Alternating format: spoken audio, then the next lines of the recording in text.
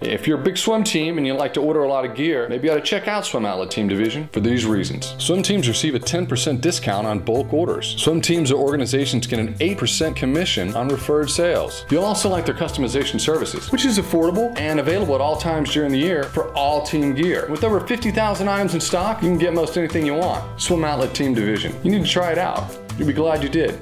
I'm Keri-Anne Payne and I learned how to swim when I was 4 years old. I was that really annoying sister that followed her big brother everywhere, so he pretty much hated me for the whole of our childhood, but I loved him and I loved swimming.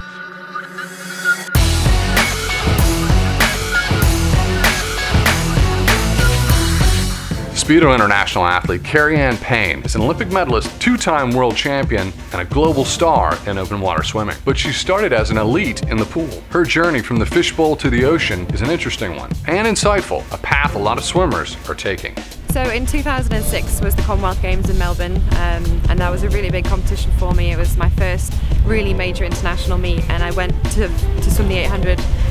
I had a shocker, absolute shocker for the 2 weeks beforehand and trained very well. I ended up coming fourth, which, you know, fourth in the Commonwealth is a great position to be now when I look back on it in hindsight, but at the time, you know, it was terrible. If I'd done my best time, I probably could have won a medal, and I was just up in arms with swimming. I really didn't want to swim. I probably spent 2 months out of the water. My coach really had to work hard to try and get me back in the water.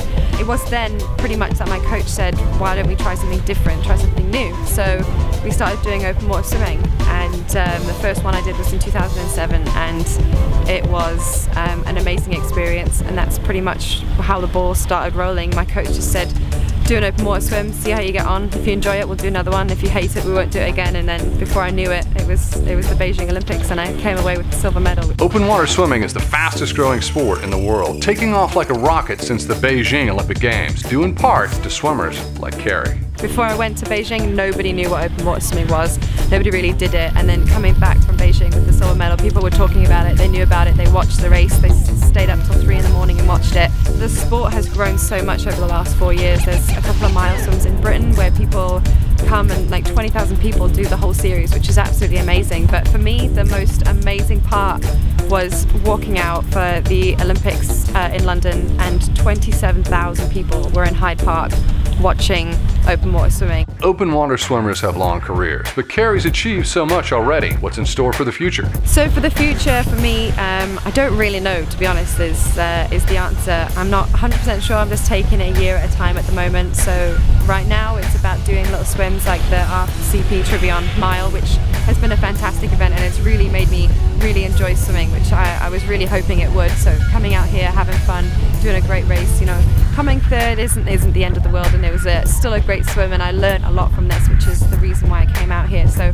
I'm looking to do a few more swims like this around the world if I can, some in Australia, some in, you know, come back to America. I've had an amazing time. So yeah, at the moment just taking it a year at a time, and we'll see, I guess, this time next year if I've got a better answer for you.